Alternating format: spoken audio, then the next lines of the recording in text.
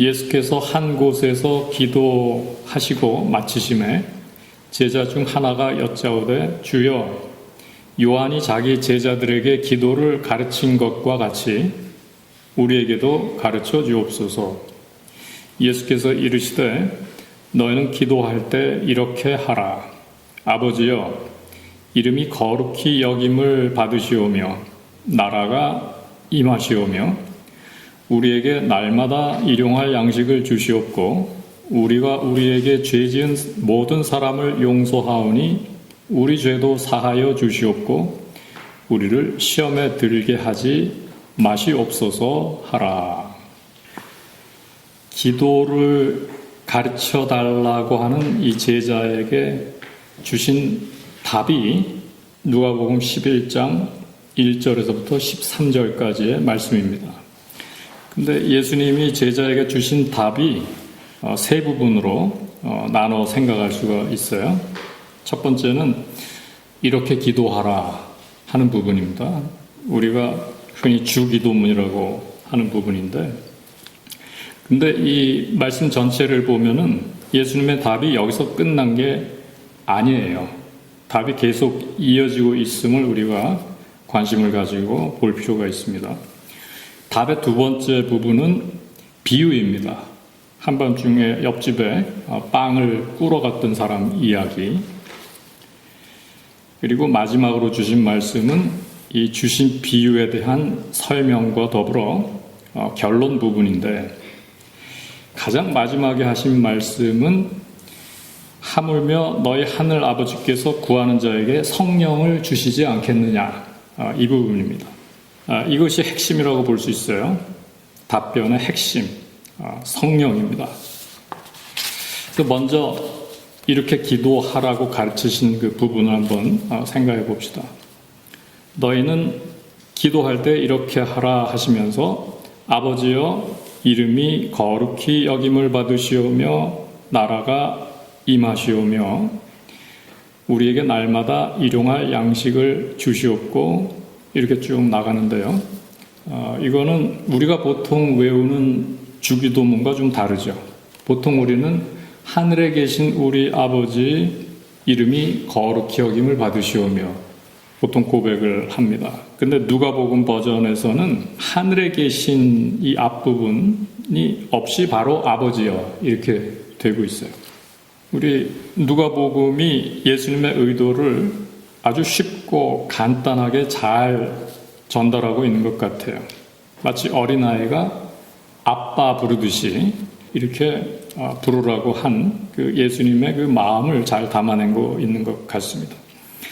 그런데 우리가 하늘에 계신 우리 아버지 이렇게 시작된 주기도문에 우리가 더 익숙해 있기 때문에 그 뜻도 우리가 좀 잘 이해를 해야 되겠습니다.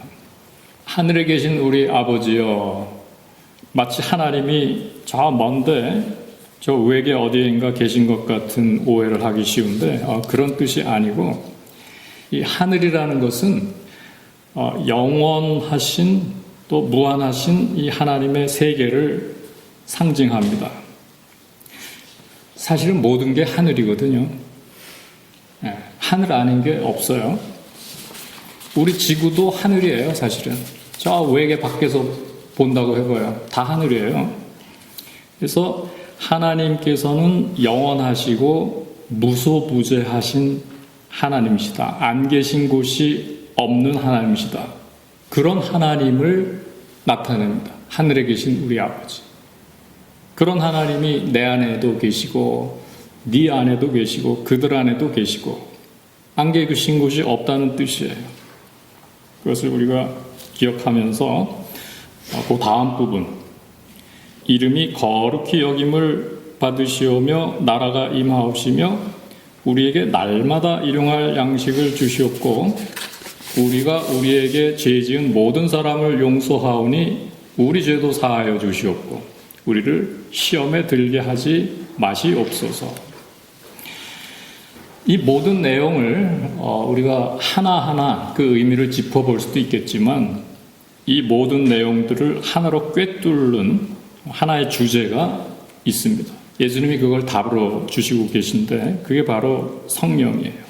왜냐하면은 우리가 성령의 사람이 될 때 그를 통해서 하나님의 이름이 거룩히 여김을 받게 되시겠죠.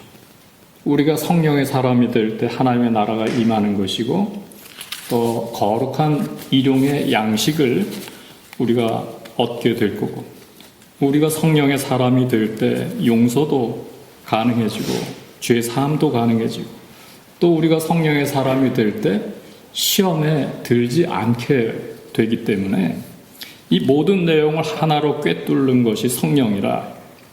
그래서 어떻게 기도해야 됩니까? 라는 제자의 질문에 대한 예수님의 답은 결국 성령으로 연결되고 성령으로 귀의합니다.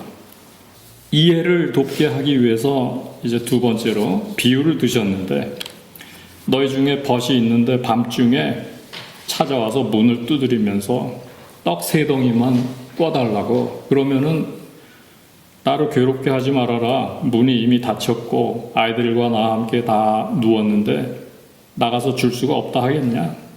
비록 벗됨으로 인해서는 일어나 주지 아니할지라도 그 간청함을 인하여 일어나 그 요구대로 주리라. 이렇게 비유의 말씀이 전개되고 있어요.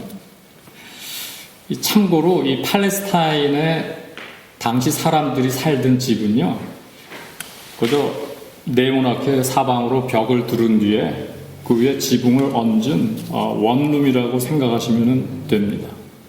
그 한쪽에 화로가 있고 또 그 밑에 이부자리 깔고 가족들이 모여서 밤에 잠을 잤고 또 도둑을 막기 위해서 집에서 기르던 가축들 있죠. 뭐 양 같은 거. 이 가축들을 밤에 집안에 들여놓는 경우도 많았다 그래요. 이렇게 이제 잠자리에 들기 위해서는 뭐가 많아요, 준비할 게. 그렇기 때문에 일단 문을 닫고 온 식구가 잠자리에 들게 되면은 다시 일어나는 게 굉장히 성가신 그러한 구조입니다. 그런 상황이에요. 근데 이런 상황에서 한밤중에 옆집 사람이 찾아와서 문을 두드리고 또 두드리고 또 두드린다 이거예요. 빵 좀 꺼달라. 이런 민폐가 어디 있어요, 사실. 이 사람이 일어나려면 옆에 있는 식구들까지 건드리면서 또 가축들이 있죠. 뭐 이런 상황이기 때문에 모든 사람에게 폐를 끼치는 일이라 이거 굉장히 성가신 일이에요. 그래서 예수님께서 말씀하시기를 비록 벗됨으로 인하여서는 일어나 주지 아니할지라도 그 간청함을 인하여 일어나 그 요구대로 주리라 말씀하신 거예요. 근데 우리 성경에 간청함으로 이 간청이라고 번역된 말은 이건 굉장히 완곡하게 번역을 한 거고요. 영어 성경들도 대체로 찾아보니까 완곡하게 번역을 했어요. 이걸 있는 그대로 번역한 성경이 거의 없더라고요. 원래 말은 부끄러워할 줄도 모르고 계속 집요하게 요구했다는 뜻인데 아나이데이아라는 말이에요. 아나이데이아라는 말은 두 가지 말의 합성어입니다. 앞에 있는 아라는 것은 without 이런 뜻이고 두 번째 나오는 아이도스라는 말은 shame이라는 뜻이에요. 이거 무슨 뜻이 돼요? shameless하다는 거예요. 부끄러워할 줄을 모른다. 계속 그렇게 성가시게 하는데 참 뻔뻔하다 이거예요. 근데 이게 도대체 무슨 뜻인가? 이렇게 한번 생각을 해봅시다. 여러분에게 아이가 하나 있어요. 엄마예요, 여러분이. 근데 이 아이가 여름인데 목욕을 하도 안 해서 냄새가 풀풀 나서 엄마가 씻어줄 테니까 이리 와라 그래도 말을 안 들어요. 근데 어느 날 밤에 엄마가 이제 잠에 들었는데 갑자기 웬일인지 와가지고 날 씻겨달라 이거예요. 계속 쫄르는 거예요. 그러면 귀찮아 저리가 이러겠어요? 그렇게 안 씻겠다고 떼쓰던 아이가 지발로 찾아와서 씻어달라 그러는데 기뻐라고 일어나서 당장 일어나서 씻어줄 거예요. 아유 착해라 우리 아이 참 기쁘고 감사하구나 이러지 않겠어요? 참 기뻐하실 일이니까 부끄러워할 일이 없다 이것입니다. 실제 상황을 한번 또 생각해 봅시다. 예수님께서 십자가를 지시기 바로 전에 제자들과 함께 식사하시다가 대야에 물을 떠놓고 허리에 수건을 두르고 이렇게 쭉 돌아가면서 한 사람씩 발을 씻기 시작했을 때 베드로가 뭐라 그랬어요? 주님, 제 발을 씻기시려고 합니까? 절대로 안 됩니다. 제 발은 안 됩니다. 이랬죠. 그때 예수님께서 하신 말씀, 내가 너를 씻기지 않으면 너는 나와 아무 상관이 없느니라 말씀하셨죠. 그러니까 우리가 하나님께 성령을 구하는 기도를 한다는 것은 마치 더러운 발을 주님께 내미는 것과 같아요. shameless한 어떤 persistence를 가져가. 이 오해 말아야 될 것은 뭐든지 거저 그렇게 구하면은 다 주실 거다. 그러니까 받을 때까지 계속 구해라. 이런 뜻으로 자꾸들 오해를 하는데 그런 뜻이 절대로 아니에요. 예수는 지금 성령의 초점을 맞추고 있어요. 성령을 그러한 자세로 구하라는 거예요. 집요하게, 간절하게 구하라는 거예요. 그러면 반드시 주신다. 너희가 악한 자로서 좋은 것으로 자식에게 줄 알거든 하물며 너희 하늘 아버지께서 구하는 자에게 성령을 주시지 않겠느냐 이 말씀이에요. 그러면은 예수님은 왜 우리에게 성령을 구하는 기도를 하라고 하신 것일까? 이것은 성령의 항상성과 관계가 있습니다. 그리고 내면성, 그리고 관계성. 우리가 신앙생활을 하면서 가장 부족하게 느끼는 부분, 그건 뭐냐? 은혜로 가득하고 충만한 것 같다가도 조금 후에는 그게 또 사그라진다는 거예요. 예수님께서 나를 믿는 자는 그 속에서 생수의 강이 흘러나오리라 하셨어요. 한결같은 이 지속성, 이 항상성이 성령의 특징인데 그래서 이걸 구하라고 하시는 거예요. 성령을 구하라 하시는 거예요. 성령을 통해서 그리스도가 우리 안에 계시고 또 우리가 그리스도 안에 있고 또 그리스도를 통해서 아버지가 우리 안에 우리가 아버지 안에 있고 또 그들이 우리 안에 이렇게 하나가 될 때에만 가능하기 때문에 이 성령밖에는 답이 없어요. 그래서 이 기도라는 것은 내적 우물의 청정함을 회복해가는 과정이거든요.